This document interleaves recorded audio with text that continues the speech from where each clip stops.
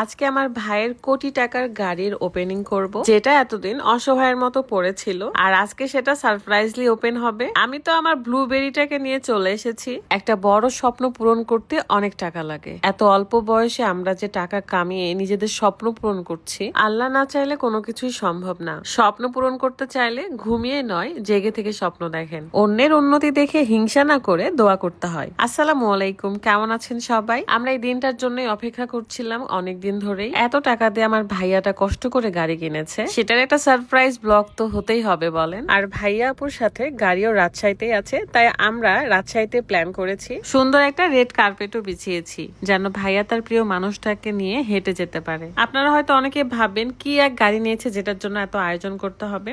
ভাইরে ভাই, এই গাড়িটা আমার একদিনের স্বপ্ন ছিল। কোটি টাকা দিয়ে হ্যারিয়ার কিনা মানে বোঝেন, তাও আবার আমাদের মতো এত অল্প বয়সী ছেলে মেয়েরা। পরিবারের সবার ইচ্ছা তো পূরণ করি, সাথে প্রিয় মানুষটাকে ভালো রাখার চেষ্টা করি। পাশাপাশি বন্ধু বান্ধব সহ পাড়া প্রতিবেশী, এলাকাবাসী সবারই ভালো চাইতে হয়।